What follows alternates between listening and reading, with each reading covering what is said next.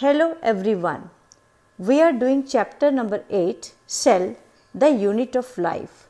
This is the second video of the chapter, class 11th, Biology. In this video, we are going to cover the topic. We will study about the eukaryotes, and in this we will study about the cell organelles of eukaryotes, like we will study cell membrane, cell wall, endomembrane system and mitochondria, and rest of the cell organelles we will study in the third video. Let us start with eukaryotic cells. What are eukaryotic cells? They have well organized membrane bound nucleus and organelles. Means जो इनमें nucleus है उसके चारों तरफ membrane होता है और जितने भी ऑर्गेनेल्स सेल में प्रेजेंट होते हैं they also have the membranes. Okay, because of these membrane bound organelles ऐसा लगता है साइटोप्लाज्म में बहुत से कंपार्टमेंट्स बन गए हों. So presence of membranes give clear compartmentalization of cytoplasm. And moreover, what else are present in eukaryote? You find the locomotory structures in the eukaryotic cells and also cytoskeletal structure. And the most important thing is they have a genetic material which is well organized into chromosomes. Okay? But all cells are not same. You find the difference in the plant and animal cell. Plant cell have got cell walls, they have plastids, they have large size vacuoles, and these are absent in animal cells. Similarly, in animal cells you find centrioles. So all plants are not same. Let us now look individual cell organelles, their structure and function. First we will start with the cell membranes. Cell membranes are present both in plant and animal cell. Chemical studies on human RBC show that cell membrane is composed of lipid bilayer, protein and carbohydrates. तो जो cell membrane है वो lipid bilayer की बनी हुई है. Lipid bilayer means, see the diagram, there is A written, B written. So these are the two lipid layers. Okay, bilayer में है ये. और इसमें जो स्ट्रक्चर अगर आप देखोगे, these lipids are mainly phosphoglycerides. They have got the outer polar head. Circular structure जो है वो polar head है.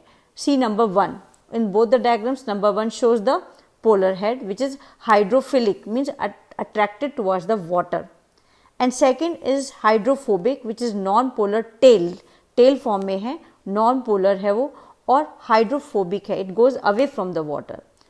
Okay, so the non-polar tail of saturated hydrocarbon is protected from aqueous environment. ये इनर साइड में होती है non polar tail, तो वो प्रोटेक्टेड रहती है from the aqueous environment. So cell membrane is a lipid bilayer also having the proteins and carbohydrates in it. Cell membranes also consist of proteins and carbohydrates, but protein और lipid का कितना ratio होगा ये different cells में different है. For example in human RBCs membrane has 52% of protein and 40% of lipids. There are two types of proteins present. One is the integral protein, second is the peripheral protein. See the diagram.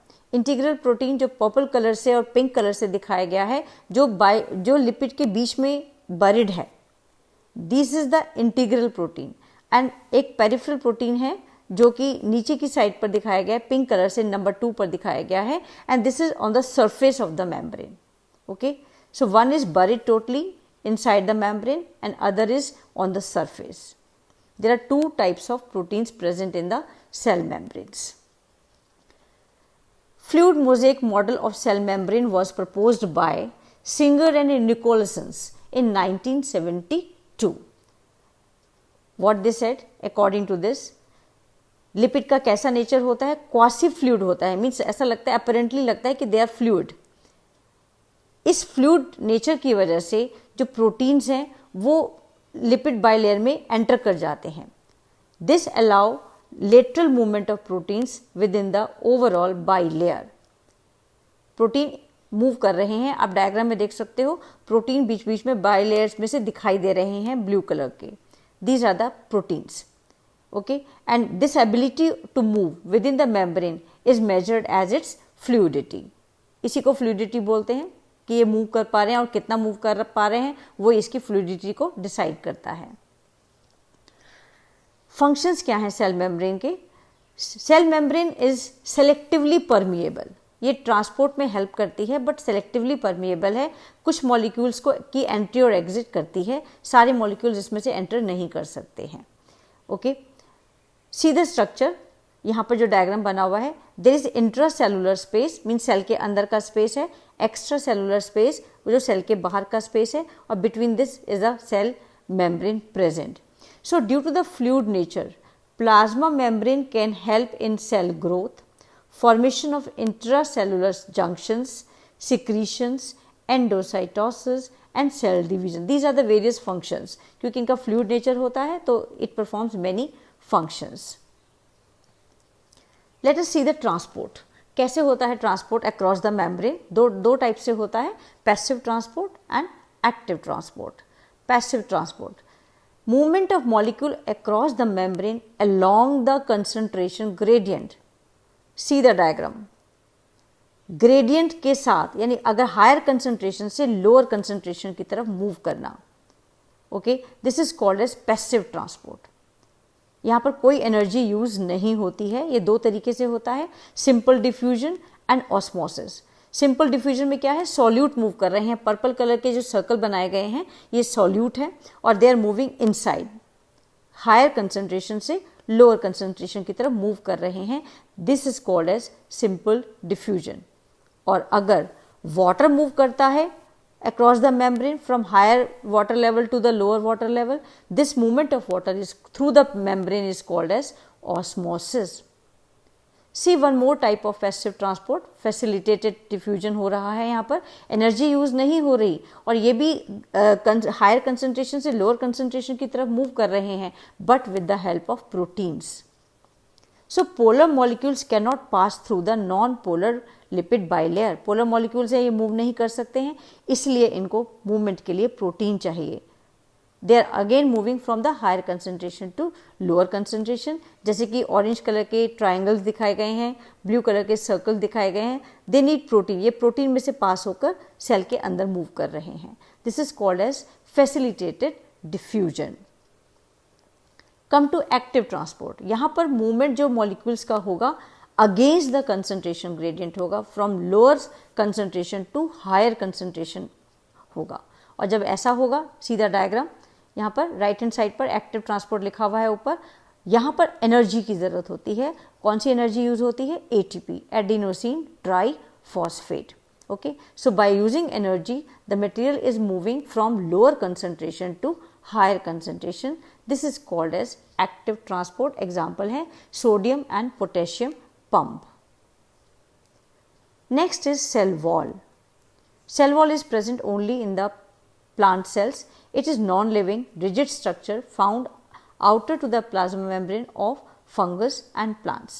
Cell wall algae की किस चीज़ की बनी होती है? Cellulose, galactans, mannans and minerals like calcium carbonate. On the other hand plants में ये किस चीज़ की बनी होती है? Cellulose, hemicellulose, pectins and proteins. Cell wall of young plant, जो उसको कहते हैं प्राइमरी वॉल। डायग्राम देखिए, येलो कलर का जो बाउंड्री बनाया गया है सेल के बाहर, this is the primary cell wall.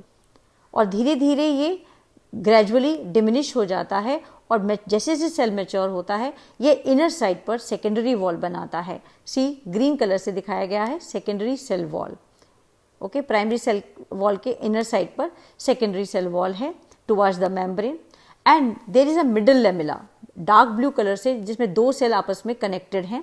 Glue this is made up of calcium pectate and it glues the different neighbouring cells together. There is one more structure, plasmodesmata, जहाँ पर cell का cytoplasm आपस में interconnected है। See the diagram, plasmodesmata is written, जहाँ पर light blue colour का cytoplasm of one cell is in connection with the cytoplasm of the other cell by the help of these plasmodesmata. और अब एक और डायग्राम देखिए जो ऊपर बना हुआ है। अगर आपको एग्जाम में बनाना हो डायग्राम तो कैसे बनाओगे?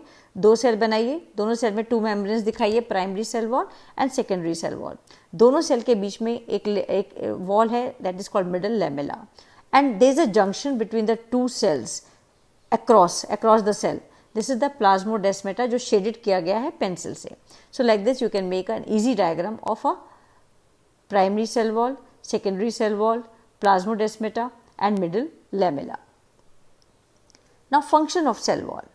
ये proper shape देता है cell को. It protect the cell from mechanical damage and infection. It help in cell to cell interaction. एक cell का दूसरे cell से interaction होना है, इसमें help करता है. It act as a barrier. ये बैरियर की तरह से भी काम करता है for undesirable macromolecules. Come to endomembrane system. It is a group of membranous organelles having coordinated functions. इसमें 3-4 ऑर्गेनेल्स हैं जो आपस में कोऑर्डिनेटेड वे में काम करते हैं. It includes endoplasmic reticulum, Golgi complex, lysosomes and vacuoles. Let us see one by one. Endoplasmic reticulum ये बिल्कुल ट्यूब्स का नेटवर्क है, ओके, जो स्कैटर्ड होता है in the cytoplasm. And this divide, endoplasmic reticulum divide the intracellular space, पूरी intracellular space को, जो सेल के अंदर की जो स्पेस है उसको 2 कंपार्टमेंट में डिवाइड कर देता है. Inside the endoplasmic reticulum which is called luminal and outside the endoplasmic reticulum called as cytoplasm. Okay, endoplasmic reticulum के बाहर वाला पोर्शन साइटोप्लाज्म कहलाता है और एंडोप्लाज्म के अंदर वाला पोर्शन ल्यूमिनल कहलाता है. They are of 2 type, rough and smooth endoplasmic reticulum. Rough endoplasmic reticulum diagram देखिए, लाइट ब्लू कलर के बने हुए हैं. जिन एंडोप्लाज्मिक रेटिकुलम के ऊपर राइबोसोम्स अटैच होते हैं they are called as RER, rough endoplasmic reticulum. RER is frequently observed in cells actively involved in protein synthesis and secretion. Main role इनका है प्रोटीन बनाना. दूसरे हैं स्मूथ एंडोप्लाज्मिक रेटिकुलम जिसके ऊपर कोई राइबोसोम नहीं होता, but they are the major site for synthesis of lipid. यहाँ पर लिपिड का सिंथेसिस होता है. इन एनिमल सेल कौन सा लिपिड बनता है यहाँ पर? Lipid like steroidal hormone are synthesized in smooth endoplasmic reticulum. This is the diagram in front of you showing the rough endoplasmic reticulum first है and second is smooth endoplasmic reticulum. Golgi apparatus. They are densely stained reticular structure near nucleus. ये भी reticular structure है, nucleus के पास होता है and it was first observed by Camillo Golgi in 1898. इसमें होता क्या है? डिस्क शेप्ड सैक्स होते हैं, सिस्टर्नी जिसको कहते हैं. डायग्राम देख लीजिए, जिनका डायमीटर कितना है 0.5 to 1.0 माइक्रोमीटर है और ये एक दूसरे के ऊपर पैरेलली अरेंज होते हैं, सैक्ड होते हैं एक दूसरे के ऊपर. ओके, सिस्टर्नी के 2 फेसेस होते हैं. इनके ऊपर वाला फेस को कहते हैं सिस फेस और नीचे वाले फेस को कहते हैं trans face. Clear? Convex face है ऊपर वाला और नीचे वाला कनकेव फेस है. Cis and trans faces are totally different but they are interconnected. Functions क्या हैं गोल्गी apparatus के? Secretes material to the intracellular targets और आउटसाइड द सेल. इनका काम बेसिकली ये है मटेरियल को भेजना, सेल के अंदर कहीं पर भेजना हो या सेल के बाहर कहीं भेजना हो. जो मटेरियल पैक हो जाता है by endoplasmic reticulum in the vesicles वो पहले जाता है सिस फेस पर. Materials to be packaged as vesicles from the ER fuse with the cis phase and move towards the trans phase. तो सबसे पहले जो मटेरियल को पैकेज होना है एंडोप्लाज्मिक रेटिकुलम से वो निकलकर पहले सबसे पहले सिस फेज पे जाता है of the Golgi apparatus and then it moves to the trans phase. That is why Golgi apparatus हमेशा एसोसिएटेड रहते हैं with the endoplasmic reticulum. Moreover जो प्रोटीन सिंथेसिस होता है राइबोसोम्स में वो भी मॉडिफाई होता है इस सिस्टर्नी के अंदर, गोल्गी apparatus के अंदर, before they are release into the trans face. तो जो प्रोटीन बना दिया राइबोसोम ने उसको भी चेंज अगर होना है तो वो सिस्टर्नी में होगा. तो जैसे formation of glycoproteins and glycolipids are there in the Golgi apparatus. Lysosomes ये भी मेम्ब्रेन बाउंड वेसिकल है, formed by the process of packaging in the Golgi apparatus. जब गोल्गी apparatus में पैकेजिंग हो रहा है उस समय बनता है ये लाइसोसोम्स बनते हैं. एंड लाइसोसोम्स में बहुत से एंजाइम्स होते हैं, हाइड्रोलिटिक एंजाइम्स होते हैं, लाइपेजेस, प्रोटीएजेस, कार्बोहाइड्रेजेस, और ये बेसिकली एसिडिक मीडियम में अच्छा काम करते हैं. And they help in the digestion of carbohydrates, proteins, lipids and nucleic acids. So C the diagram, right hand side पर डायग्राम देखिए, फूड पार्टिकल एंटर कर रहा है सेल के अंदर और सेल में लाइसोसोम्स हैं। जैसे ही फूड पार्टिकल एंटर करता है, लाइसोसोम्स उसके साथ अटैच हो जाते हैं, फूड को डाइजेस्ट करते हैं और अनडाइजेस्टेड मटेरियल सेल में से बाहर आ जाता है। Lysosomes are also called as suicidal bags. Why? क्योंकि अगर बाई चांस लाइसोसोम बर्स्ट हो जाएं तो सारे एंजाइम बाहर आ जाएंगे और एंजाइम अपने ही सेल को डिस्ट्रॉय करना स्टार्ट कर देंगे, and that's why they are called as suicidal bags. Come to the vacuoles. These are the membrane bound space found in the cytoplasm. इसमें होता क्या है? Water, sap, excretory product, waste product होते हैं जिसको बाहर निकलना है, एंड अदर मटेरियल जो कि यूजफुल सेल के लिए नहीं है। इसकी जो मेम्ब्रेन है, outer membrane, it is called as tonoplast. और प्लांट सेल के अंदर वैक्यूल्स जो है 90% एरिया ऑक्यूपाई करते हैं। Okay, in plants tonoplast facilitates the transport of iron and other material against the concentration gradient. Very important. अगर vacuole के बाहर किसी भी मटेरियल की कंसंट्रेशन बहुत कम है और वैक्यूल के अंदर ज़्यादा है, तब भी वो मटेरियल वैक्यूल के अंदर ही जाएगा। Against the concentration gradient material move करता है, इसलिए जो कंसंट्रेशन जो है साइटोप्लाज्म में कम होती है और वैक्यूल में ज़्यादा होती है। अमीबा के अंदर कॉन्ट्रैक्टाइल वैक्यूल्स होते हैं। You can see the diagram. Contractile vacuole क्या करते हैं? ये वाइट कलर के बनाए गए हैं, ये बाहर वेस्ट प्रोडक्ट को बॉडी के बाहर, अमीबा के बाहर करने में हेल्प करते हैं। In many cells food vacuoles are formed by engulfing the food particle. This is the another type of vacuole, food vacuole, which are formed when the organism take food inside their body. Come to the mitochondria. बिल्कुल clear कब दिखाई देते हैं? जब इनको stand किया जाता है। इनका नंबर, इनका शेप, इनका साइज वेरी करता है depending upon the physiological activity. कितनी फिजियोलॉजिकल एक्टिविटी कहीं ज़्यादा है तो वह माइटोकॉन्ड्रिया ज़्यादा होंगे। शेप कैसी है? सॉसेज शेप होती है या सिलेंड्रिकल भी हो सकते हैं, और इनका डायमीटर 0.2 to 1.0 माइक्रोमीटर होता है और लेंथ 1.0 to 4.1 माइक्रोमीटर इनकी लेंथ है।